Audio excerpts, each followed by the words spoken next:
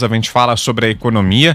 As previsões do Ministério da Economia para o resultado financeiro do setor público neste ano foram refeitas e o número está no vermelho. A razão está nos crescentes gastos com a saúde para compensar os efeitos da Covid-19 na atividade econômica. A gente fala sobre isso agora com o Beto Caetano, nosso comentarista de Economia e Negócios. Beto, boa tarde. Qual a conta que essa crise da saúde e da economia deve impor à União nesse ano, Beto? Seja bem-vindo.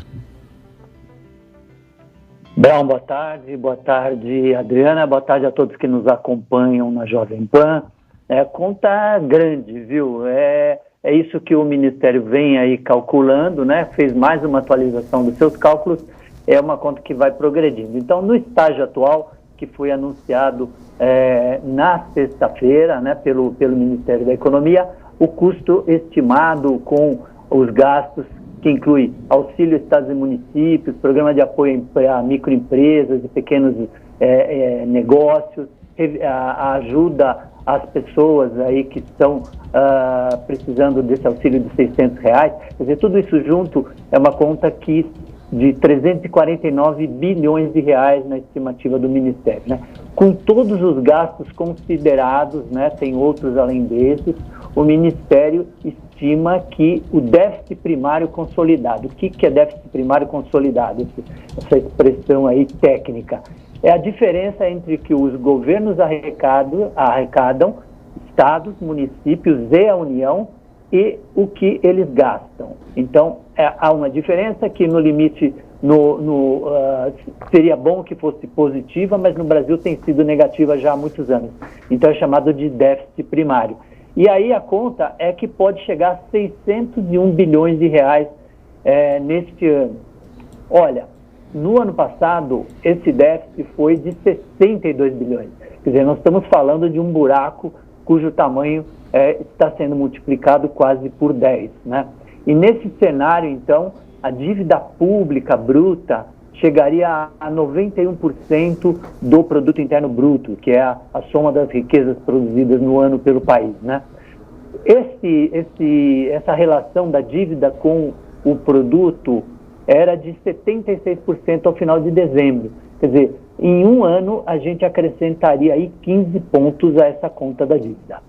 Tem gente que calcula que o rombo é ainda maior. Tem um instituto uma instituição chamada Instituto Fiscal Independente, um órgão de estudo das contas públicas aí do setor privado, e ele projeta um déficit de 721 bilhões, aí 20% a mais até daquilo que o governo está calculando.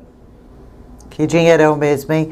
Ô Beto, e enquanto isso, no Congresso está a decisão sobre um dos tantos planos que afetam as contas públicas, o de ajuda a estados e municípios. É um plano essencial e emergencial, mas que também envolve um gasto altíssimo, hein? Qual a situação desse plano no momento? Adriana, esse plano ele já vem sendo discutido há um mês, né? Já teve um vai-vem, ele nasceu na Câmara dos Deputados, passou pelo Senado e agora está de volta à Câmara, né? Agora há pouco, o presidente da Câmara, Rodrigo Maia, eu estava acompanhando aqui pela internet, ele estava defendendo que os deputados ali na casa aprovem as mudanças feitas pelo Senado, que deu aprovação a um plano num formato modificado no sábado à noite, né? Eles trabalharam no sábado para votar as alterações desse plano que está agora na Câmara. O plano é chamado de Programa Federativo de Enfrentamento ao Coronavírus, né? E havia uma proposta anterior, então, que era a original da Câmara dos Deputados, com a qual o ministro Paulo Guedes não concordou, porque ela deixava uma conta, deixaria, né? Quer dizer, vamos ver ainda como vai ficar, uma conta em aberto. O que seria essa conta em aberto? O plano obrigaria a União a compensar, a cobrir toda a perda de arrecadação que estados e municípios tenham nesse período, né? Durante 3, 4 meses, né? Então, é uma espécie de cheque em branco, assinado pelo governo federal na mão de estados e municípios. O plano aprovado no sábado, então, pelo Senado mudou isso, ele foi devidamente combinado com o ministro Paulo Guedes, né? E ele prevê, então, o quê? Ele prevê a suspensão de dívidas de previdência, que estados e municípios têm dívidas carregadas aí com a União, nesse sentido, né? prevê também a transferência, mas de uma quantia fixa, que no total dá 125 bilhões de dólares, é isso que está calculado. É uma bolada de dinheiro que compõe aquela conta que a gente falou há pouco, né? Mas o importante para a equipe econômica é que essa bolada, ela está dimensionada, ela está fixada. Então, o importante é saber quanto é que tem que pagar aí pela frente.